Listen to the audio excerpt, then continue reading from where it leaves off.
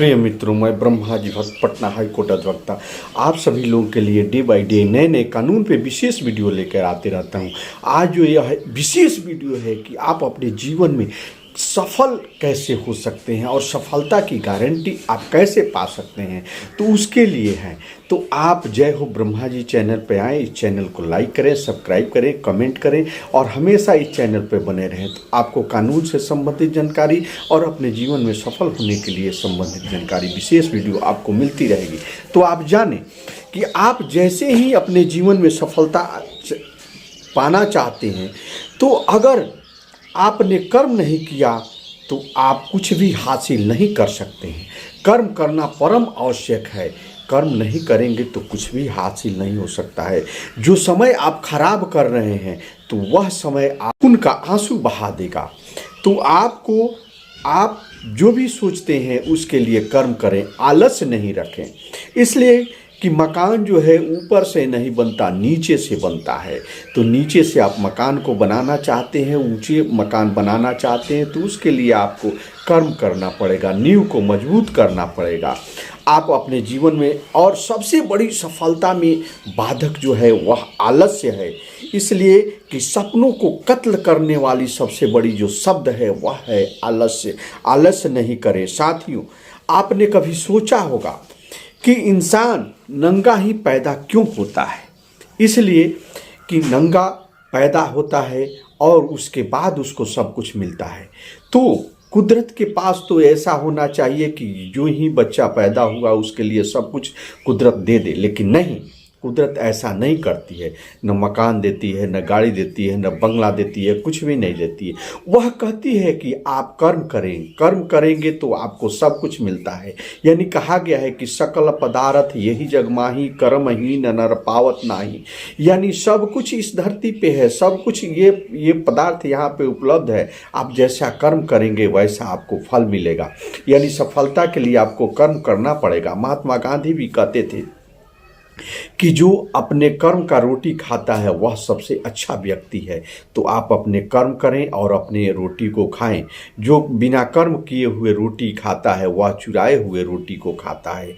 इसलिए बिना सफलता के लिए आप सफलता पाना चाहते हैं तो आलस्य को छोड़ दें और आलस्य को छोड़ने के बाद अपने कर्म को करें। कुदरत, प्रकृति ऐसी कहती है कि जैसे कर्म करते हैं वैसे आपको फल मिलेगा। इसलिए फल को आप पाने के लिए आपको कर्म करना पड़ेगा।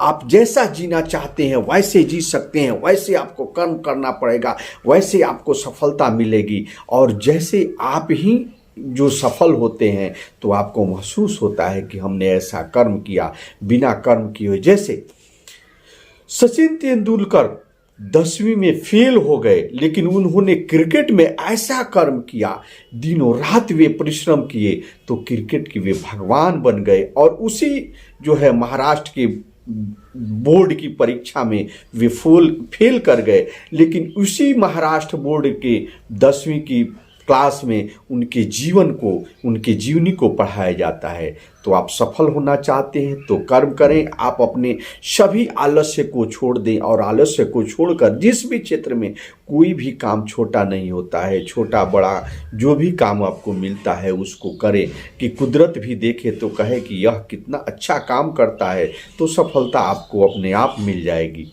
आप जिस भी क्षेत्र में हैं उस क्षेत्र में कर्म करें और कर्म करने के बाद आपको सफलता यूं ही मिल जाती है तुरंत। आपको जैसे एक बहुत महान विद्वान हुए खलील जिब्राल, वे कहते हैं कि आप अपने जो ही लक्ष्य बनाते हैं, अपने लक्ष्य के लिए दौड़ते हैं, बड़ी दौड़ लगाते हैं, तो आप बहुत भले इंसान हैं। लेकिन आप अपने लक्ष्य के लिए लंगड़ाते हुए चलते हैं, लंगड़ाते हुए अपने लक्ष्य के तरफ बढ़ते हैं, तो भी आप भले इंसान हैं। क्योंकि जो लंगड़ाते हुए आगे बढ़ता है वह कभी पीछे की तरफ नहीं जाता है। तो आप अपना जो भी लक्ष्य बनाएं उसके लिए दौड़ नहीं सकते हैं तो चल नहीं सकते हैं तो रेंगे।